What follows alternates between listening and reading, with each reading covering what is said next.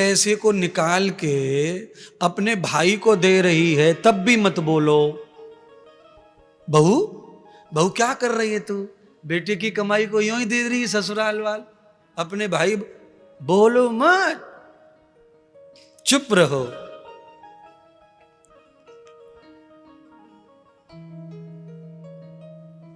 Kitchen की ओर मुंह करके खाली चुप रहो और ऊपर को कर ले। उल्लू ऊपर देखे, मतलब बहू रानी को मत देखो घर में। पर ये शासन की आदत वही है जवानी वाली।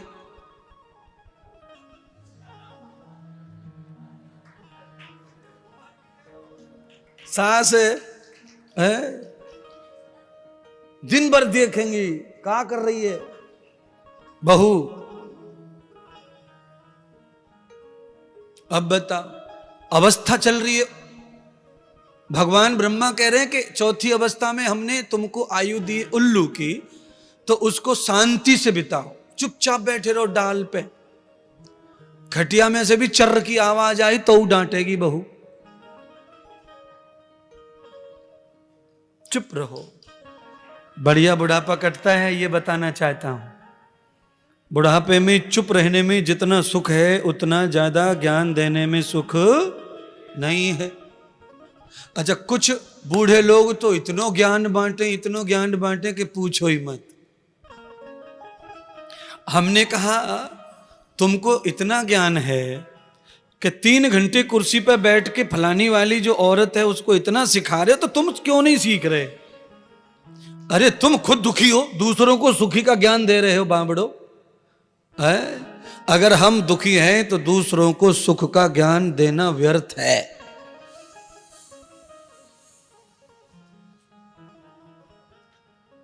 डॉक्टर साहब के घुटने पे प्लास्टर लगा हो तो क्या वो घुटने का ऑपरेशन करने जाएंगे दूसरे मरीज का? सवाल ही नहीं है।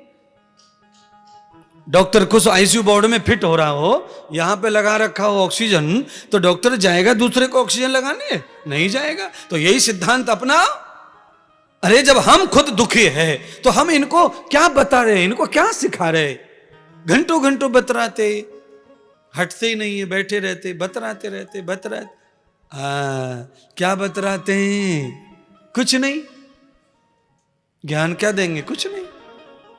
हम कैसे बर्बाद हुए ऐसे तुम भी बर्बाद हो जाओ। आओ बैठो।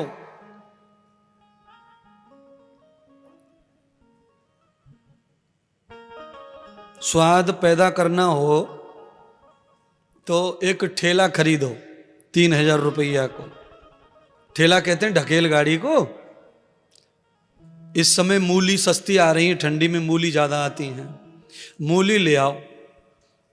वैसे मूली को तो ऐसे भी खा सकते हैं सीधी सीधी भी, पर स्वाद बढ़ाना हो, महंगाई बढ़ानी हो तो मूली ला के छिलका छीलने वाली से छिलका निकाल ले और बीच में चाकू से 4 फाड़ करके लाल मिर्ची घुसेड़ दे, उसमें थोड़ा सा नमक डाल दो और परिक्रमा मार्ग में खड़े है जाओ।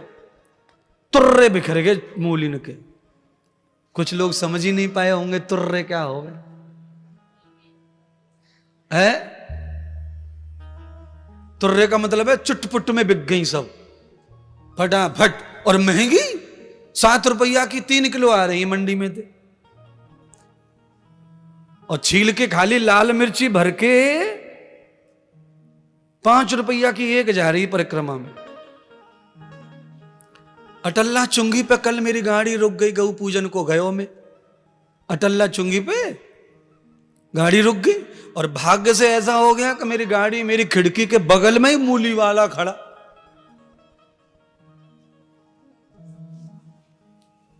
हुर हुर हुर हुर डाल के नमक मिर्ची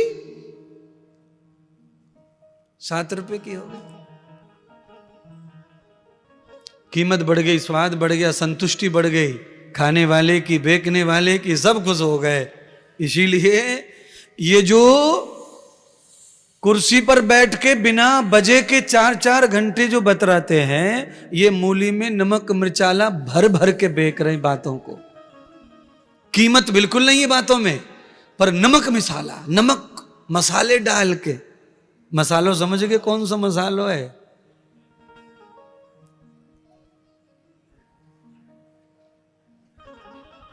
आंखों से समझाती हैं, फिर वो आंखों से।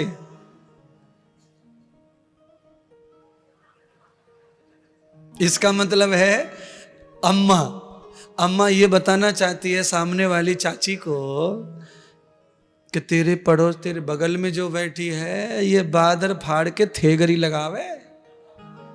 अब बता, चाची पूछ भी नहीं रही है, अम्मा जबरदस्ती बता रही है।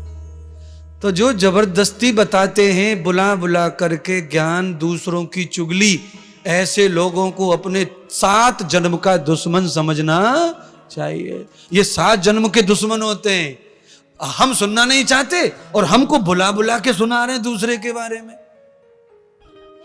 तुमको अच्छा लगता है ना कि हमें कोई किसी की खोटी बात बता दे, कोई लीक पॉइंट बता दे, कोई कमजोर वीक बात बता दे। अरे हम पूछ ही नहीं रहे, तुम क्यों बता रहे हो उसके बारे में भाई? हम नहीं पूछ रहे ना, और तुम अपने आप बताते जा रहे हैं उसके बारे में, उसके बारे में। हम पूछ कहां रहे हैं तुमसे?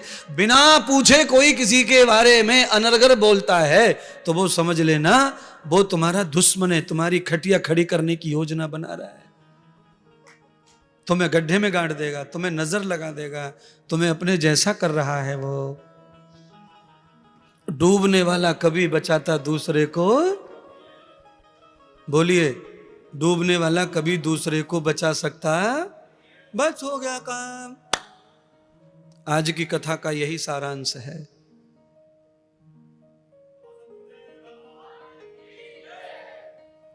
आज के बाद में कान मरोड़ लो ना एक बार, मैं हूं तो देख लूं वहां सही से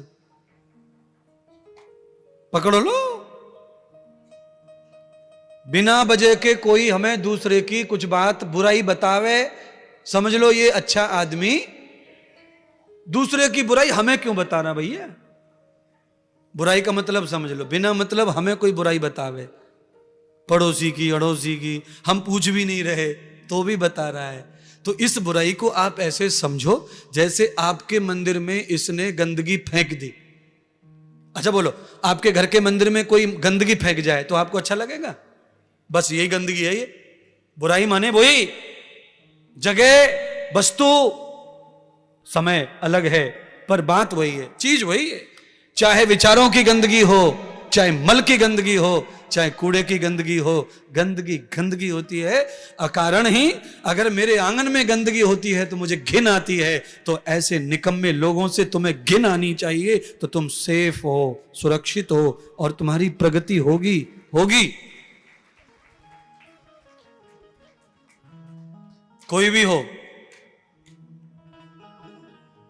आपको फोन करके बता रहे, हेलो ये बात है, ऐसी बात है, ऐसी बात है, ऐसी बात है। अरे इधर से जवाब दे दो कि हम पूछ रहे हैं क्या तुझे किसी के बारे में, क्यों बता रहा है हमें? अरे तू बता क्यों रहा है? अगर तू बता रहा है इसका मतलब यह है कि तू ऐसा है, और जिसके बारे में बता रहा है वो चंद्रमा की तरह, सूरज की तरह साफ है, सुंदर है। गंदा तो तू है। ऐसा जवाब देना सीख जाओगे तो उन्नति हो जाएगी, सफल हो जाएगी। है?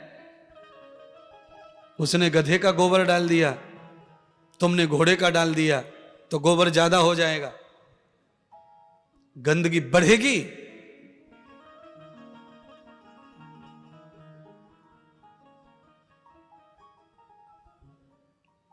इसीलिए अपने आप को संभालना सीखो।